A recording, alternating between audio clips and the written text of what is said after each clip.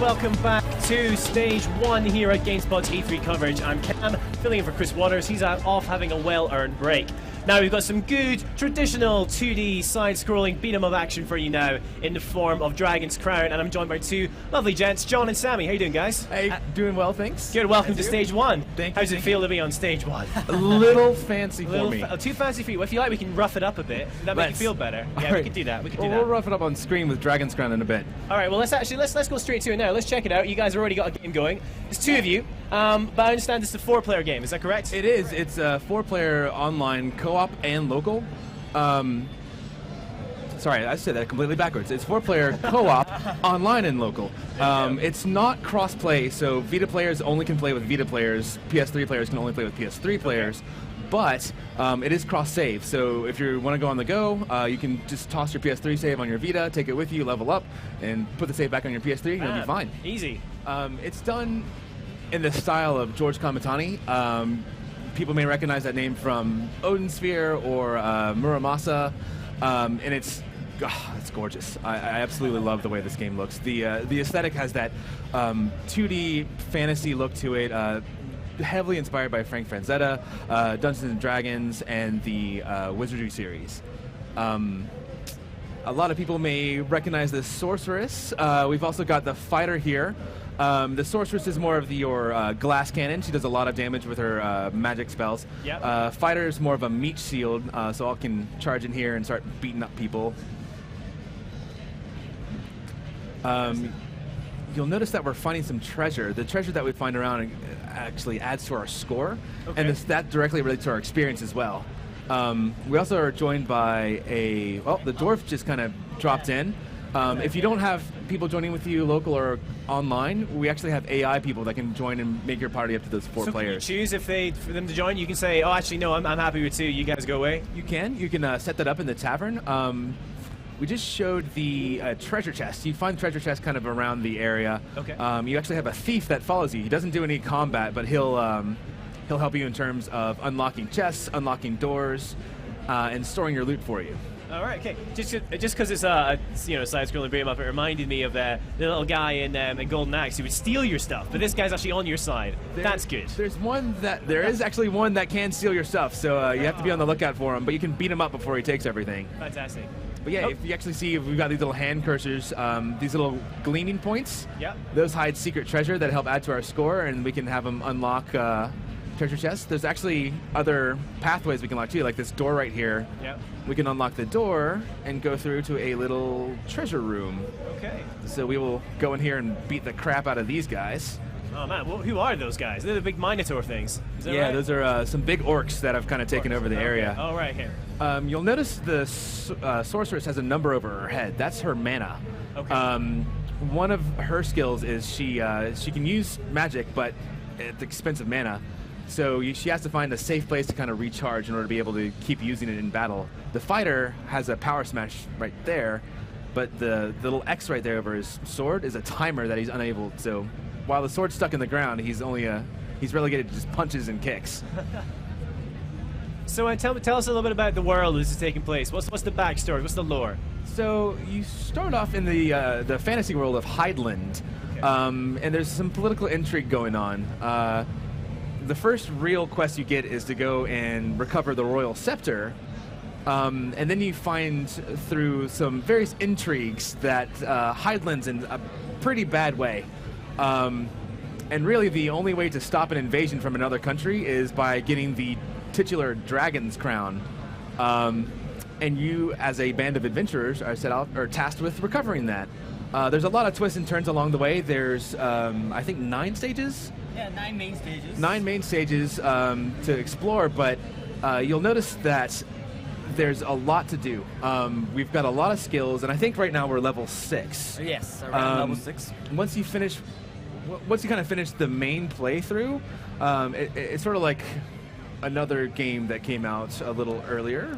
Right now we're playing normal, but after you clear the first normal levels, you get to the harder levels, which gains you more enemies, more stronger enemies, and more EXP.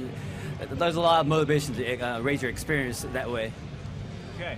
So you guys are currently playing the Knight guy and the Sorceress, correct? Yes. But there's 6 classes, am I right? So what else do we have? The little guy right there that joins us is the Dwarf. The Dwarf's kind of he's one of our hybrid combat specialists. He's great at grappling, so he can actually go up, pick up enemies, and throw them around, and knock great. over other enemies with them too.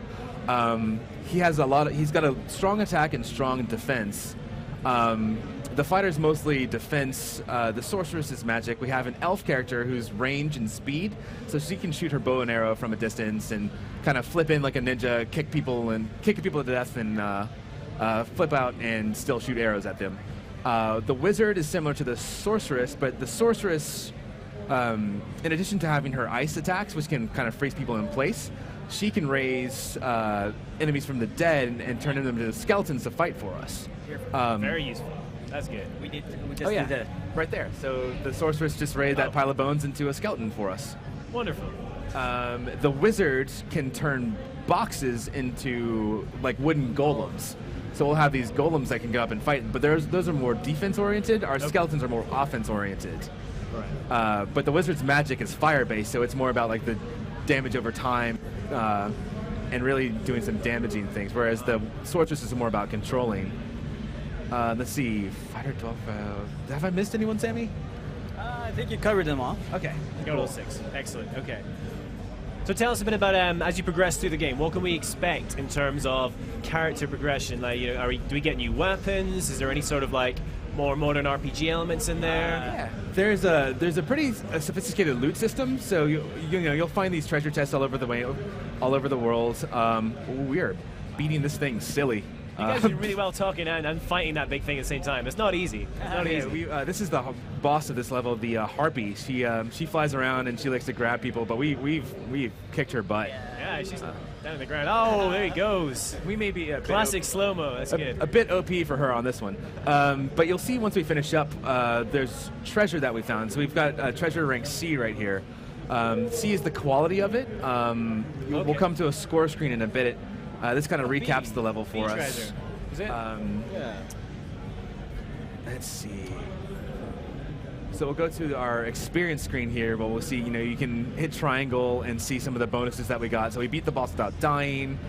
We actually perfected the boss. No one took any damage, so we got 2,000 score to that. And the score of your game directly influences your experience as well. So we got quite a bit of experience for this thing, but on normal difficulty, your score is only 10% of the experience you get. As that difficulty goes up, that percentage goes higher. So hard difficulty, I think, is 50%, and then there's 2 difficulties after that. So you get a reward for trying to play the game again on harder difficulties. Exactly. And we've got this loot screen right here, so you can see maybe we don't want to appraise the C and D quality stuff. We can just sell those outright. But we'll look at the B quality items that we got here. And you can see where it's what classes can use it, the level you required for it, and kind of what abilities it adds to your party. Excellent. So we can go through and sell. Yeah, so there is a surprising amount of depth to this. Do you want to show off skills? Sure, we can show up a couple skills. We'll pop into the Adventurers Guild real quick. Sounds good. So Adventure Guild, is this where you kind of set some of your options? You mentioned earlier you can control whether you have AI folks here. You can learn your skills and get quests from the Adventurers Guild. Okay. Naturally, you'd find your party stuff at the tavern, so that's where you do your party options.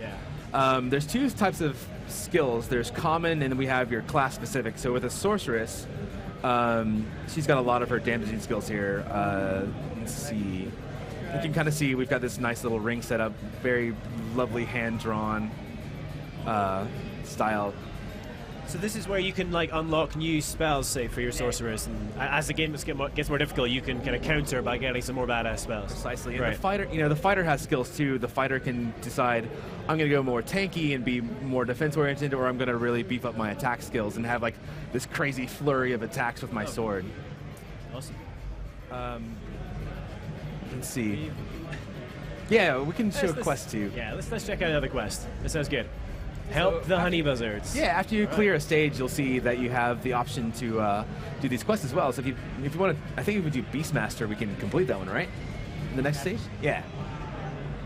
So what's Beastmaster? What's this quest? Beastmaster quest. Basically, you have to show that you're awesome at riding beasts. There's saber-toothed tigers and there's dragon lisks scattered around that you can actually, once you subdue them by beating on them a little bit, you can hop on them and ride, like straight out of old school, like Golden Axe or the Capcom side scrollers. Excellent. Let's see. Once we've got that selected, let's see.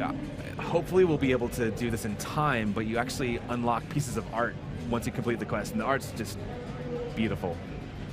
Would be remiss to mention right now if we pre-orders for Dragon's Crown come with a 64-page art book, all done by Kamitani and actually some guest artists from his days at Capcom, like Goda Cheese, Bangus, and some others, and it's really, really pretty art. Awesome. So you've already mentioned a couple of the kind of influences that, like Golden Axe and Capcom 2. So like, what were the main ones that you looked to give you some of your core mechanics that you knew you wanted to have from the bygone days of side-scrolling? It's definitely the Dungeons and Dragons saga. Oh, here we go. I'm gonna beat up the saber-tooth tiger right now, but definitely Dungeons and Dragons. Right. Wizardry as well. Uh-huh. Sammy got it. You got it. You got it. The chomping on some goblins. But yeah, the very heavily influenced by Dungeons and Dragons. Let's unlock some treasure here. Our dwarf. The saber cat is pretty dangerous. Now, if you get knocked off, can the enemy guys ride him? Yep.